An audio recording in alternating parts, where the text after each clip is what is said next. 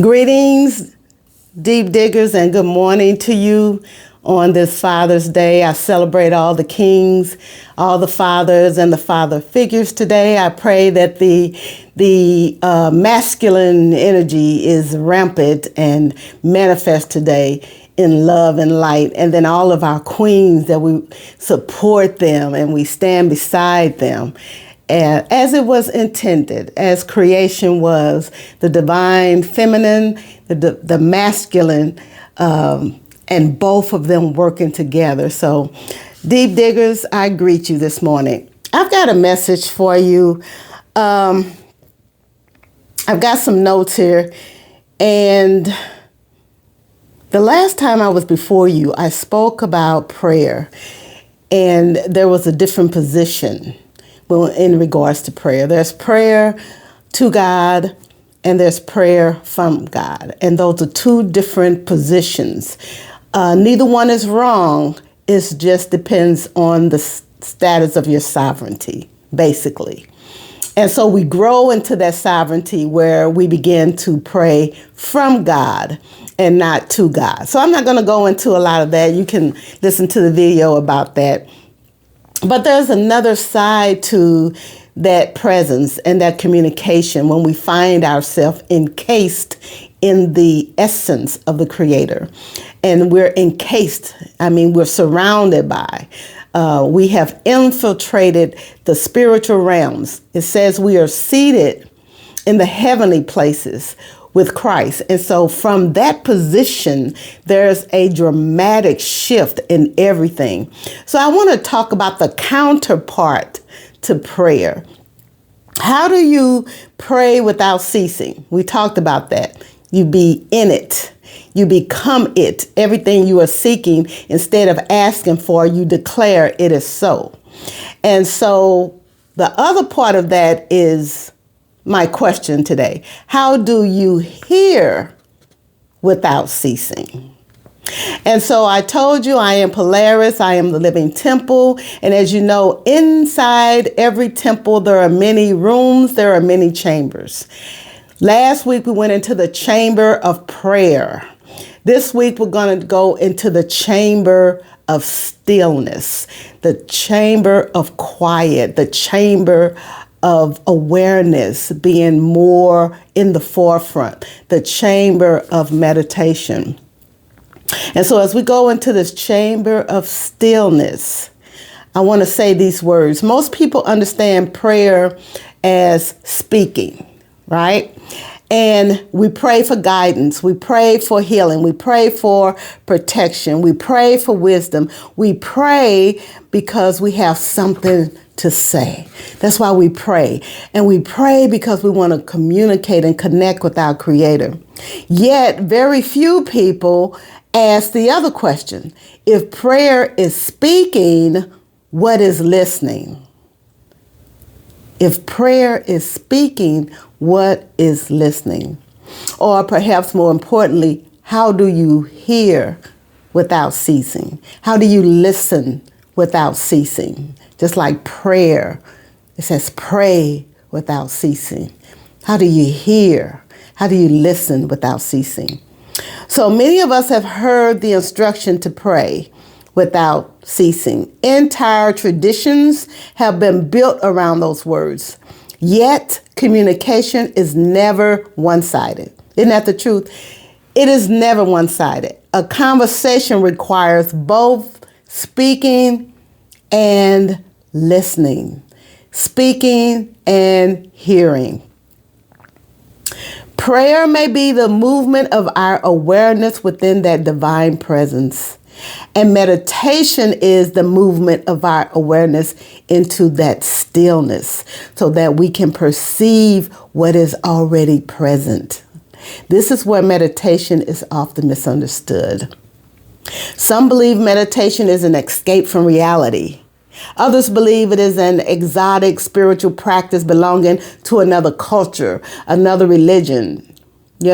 Still others fear it because they have been told it is dangerous. I've heard people say they tell you to empty your mind, still your mind. That's dangerous. All kind of forces could come in when you do that. I've heard that myself. And yet my personal experience with meditation, which I have been doing for many, many years, has been just the opposite. There is no danger in it. There is no fear in it. It just is. It's a presence that you just abide in. And you come into that space and you let it envelop you, the presence of your divine. So there's nothing dangerous about meditation. I want to say that off the bat. Yet, at its simplest level, meditation is neither escape nor performance. It is attention. That's what I discovered. I was finally paying attention when I went into meditation, when I went into the silence. It is the willingness to become still enough to notice what has always been there. That is my personal experience as well. The more I sit, the more I become aware. The more I become aware, the more I realize. And the more I realize, the more I know. It's a process. And it's a wonderful process when you learn to be still in that silence. The irony is that when we enter stillness for the very first time, we rarely encounter the divine presence. When we go into meditation, the first thing we say, we want to connect with God. We want something to happen. But the very first time I went into meditation, all I was aware of, all that I became aware of was only my thoughts. My thoughts. And there were so many of them. And that was a revelation in itself, that I didn't realize how randomly thoughts just come in. Whether I wanted those thoughts or not. Some thoughts I welcomed, some thoughts I did not welcome. But the fact that they kept coming and coming and coming, that was my first experience in meditation. And I think most people would say that. I couldn't quiet my mind. The thoughts were so invasive and so distracting that I wasn't able to do it. I couldn't sit still for long. I've heard numerous people say that the first time. And so they give up. You know, they just don't continue to do it. But you need to learn to practice that. And so you didn't discover the divine that you were seeking. What you did discover was yourself. We become aware of the constant stream of thoughts that we had never noticed before.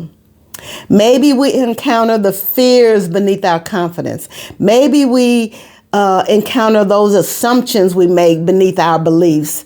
The noise beneath our words. We encounter all of that when you become still, when you become quiet. But meditation does not create these things. That's what I want you to know. Meditation does not create those thoughts. Meditation reveals them.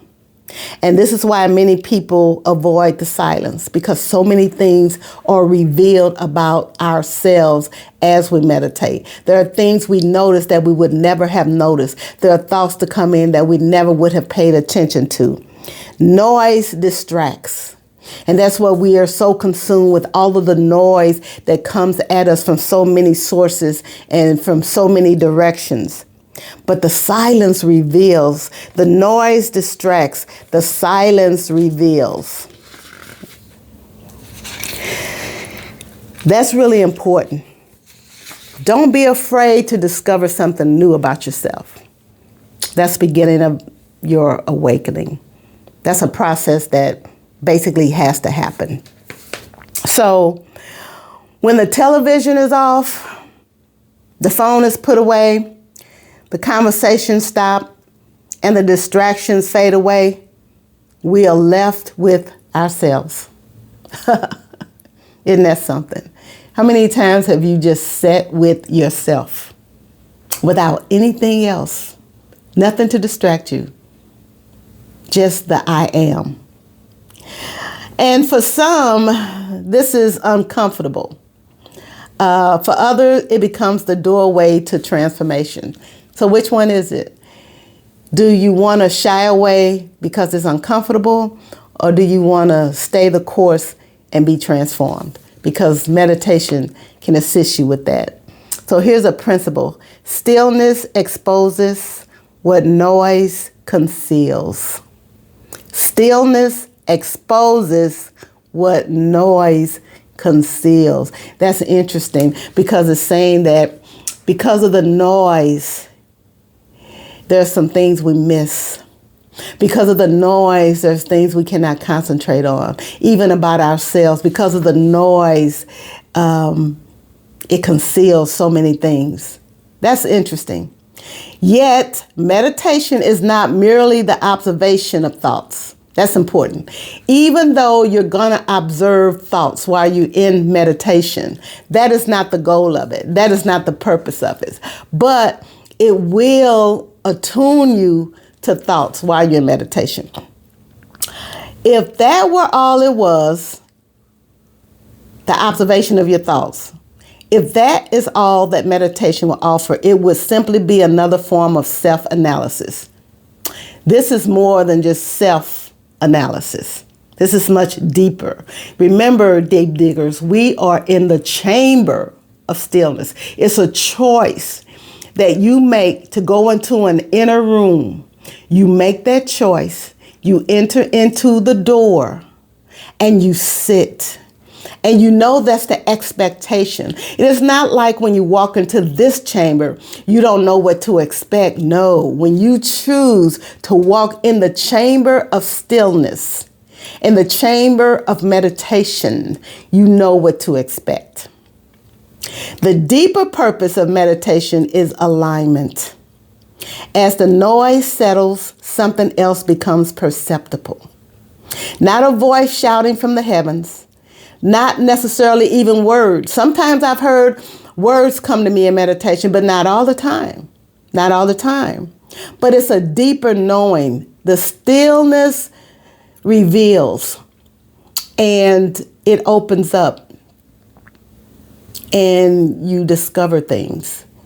It's a revealer of the deep. It's a clarity. It's a presence. It's almost really hard to describe. Until you're actually in that chamber of stillness, you'll know what I'm talking about. But it's really difficult to put into words. That experience is so unique to everyone. You discover an awareness beneath your own awareness. I want you to think about that for a minute. An awareness that is deeper than your awareness. That means something opens up. That means something shifts. That means another door into your inner chamber is open. And there's an awareness that supersedes the awareness that you've always been carrying. Many traditions have described this reality in different ways, yet the experience itself is extremely similar. Beneath the surface activity of the mind exists a stillness that is not disturbed by the constant movement of thought. That's deep. There's something beneath that constant movement of thought that is so real. And it's a reality and an awareness that is just sitting there waiting for you to acknowledge it, waiting for you to become aware of the deeper awareness that resides within you. And it propels itself above all of these random thoughts that you have going through your mind. And so this is why so many spiritual encounters occur in silence. Not because the divine only speaks in silence, but because silence is often the first time we are able to hear. Did you get that? Silence enhances your hearing. That's exactly what it does. It allowed you to hear things that were hidden, allow you to hear things that were always there. They were always present, but because of the noise, the distractions, you were not aware of it. So prayer and meditation, therefore, belong together. You're not just speaking, but you're also listening. So if you speak to God, if you speak to your Creator, if you speak to your divine presence, then you have to pause and listen. Do we do that, or do we just speak? And we don't listen. We don't stop to say, okay, what do you have to say about what I just said? That's why I love meditation, because now it's a two-way conversation. I can hear the voice clearly. I can feel the presence more strongly. So it is a two-way situation. Prayer is speaking from the heart. Meditation is listening with the heart. Prayer is expression. Meditation is reception. Prayer is declaration. Notice I said when you are praying from God, it's no longer a request, it's a declaration. And the first thing you do in prayer as a sovereign is you start with identity. You start with your identity. I know who I am. I know that I am the divine son and daughter of the living God. I know that I was spirit before I incarnated into this flesh. I know that I am one with the Father and the Son and the Spirit. So see, that's what declaration is. You begin prayer by declaring your identity. And the more you do that first, before any request, identify who you know you are, that changes everything. That alone will definitely change your prayer.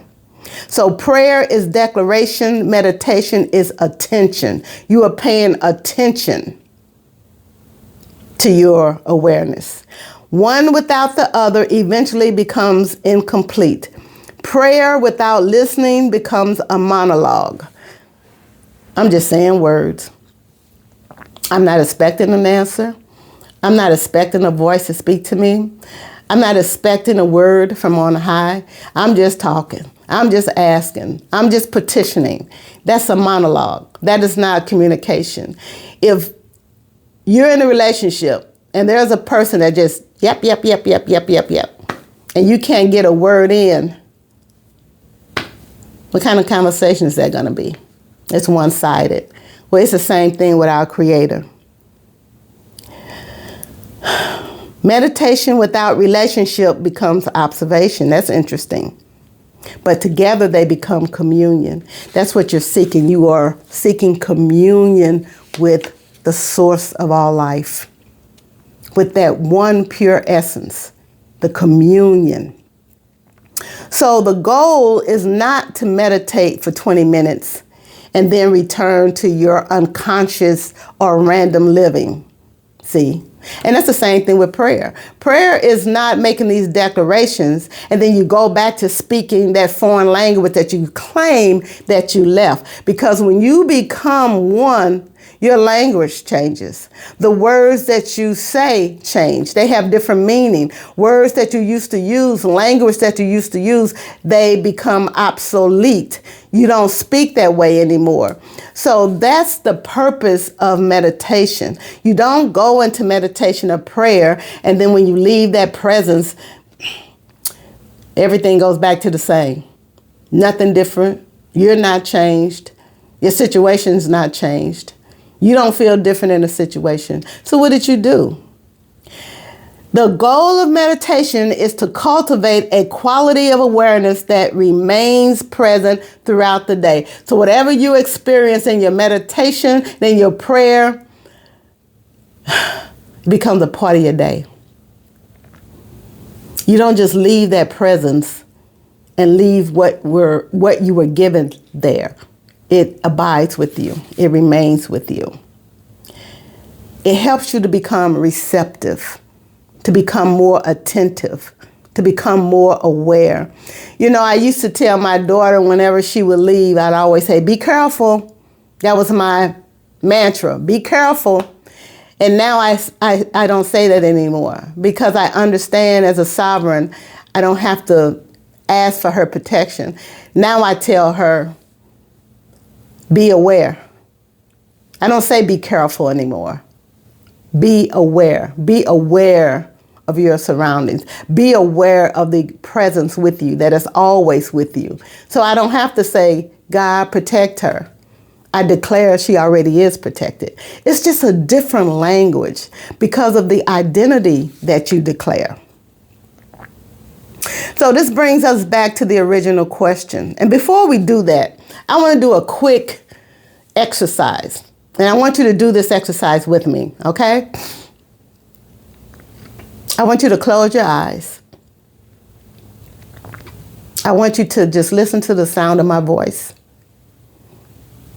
I want you to relax every part of your body. If you feel any tense parts of your body, maybe your shoulders, just breathe. Take about 5 deep breaths.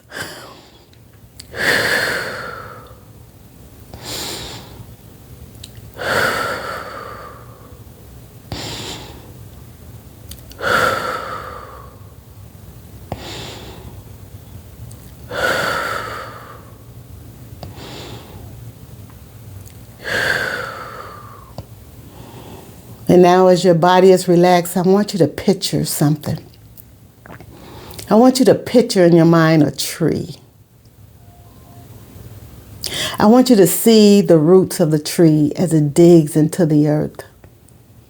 I want you to see the strong bark of the oak tree, the firmness of it. I want you to see the leaves and the branches that are extending from this firm, solid oak tree. I want you to see the wind breezing through the leaves and the leaves are swaying. I want you to see that. Tell me if you can see that.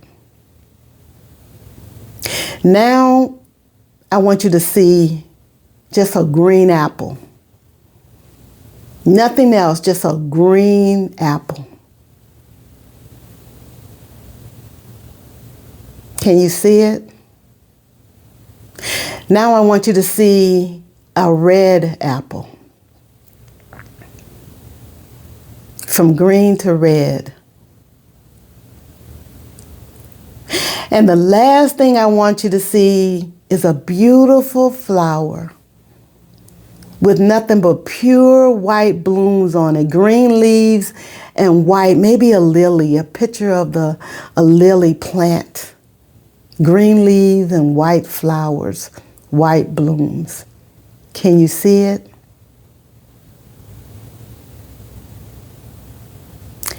You know what was so beautiful about that? I know each and every one of you could see those things. And what that exercise did, it was proved that you can shut off your thoughts. Because once you saw only what I asked you to see, you saw it. And I guarantee you there were probably no thoughts coming in at that time. So when you focus, the noise stops. The distractions cease. That was just a minor exercise to show you how we can shut off our thoughts. But it's a practice. If we learn to focus, we can remove the distractions one by one. So the original question I had for you, how do you hear without ceasing? The one who hears without ceasing is not constantly searching for a voice. That's not what we're doing in meditation. We're learning to live from a place of awareness. Just being aware of the presence around you. Being aware in the silence of who you are. Being aware of your true identity. And being aware that your situation can change if you change. There was a saying, when you change the way you look at things, the things you look at change. That is a true statement. When you change the way you look at things, the things you look at change. And that's your situation. That's your circumstances. They're not stagnant. They're not going to stay there forever. They're going to change. But how quickly they change depends on your awareness. You are learning to live from a place of awareness. You are becoming still enough to recognize what has been present all along. The Chamber of Stillness is not a place where we escape the world. It is the place where we finally become sovereign within the world. And in that sovereign stillness, we may discover that what we have been seeking has never, ever been absent or lost. We simply could not hear it through the noise. When you change the way you look at things, the things you look at change. And this is our mantra. Become the thing. Be the thing that you have always been seeking. I already am. I already know. I already see. And I already have. That's the sovereign mantra. God bless you. I love you all, deep diggers. Until next time.